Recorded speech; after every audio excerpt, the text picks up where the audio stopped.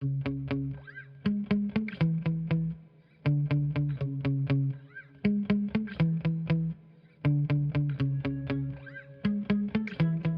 campaign, Taiwanese media, they like to call you the Xing Kong princess. Some questions that have been asked of you have been about, did you have to ask your father permission to run? I know during the vice presidential debate you complained that you were being ignored by the other two candidates, saying, I'm not heir. So my question is, do you feel that some of this, behind this, maybe there's an element of sexism or perhaps misogyny?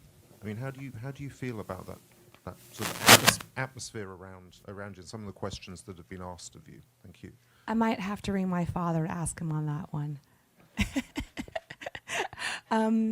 Yes, I definitely think there's a lot of stereotyping in this election, but I think being caricaturized or stereotyped is really, or the Chinese we call 贴标, like labeling, is just a way to sort of flood the space where there's then no interest or airtime for me to then talk about the things I've just shared with you about, which is really the change that Taiwan needs.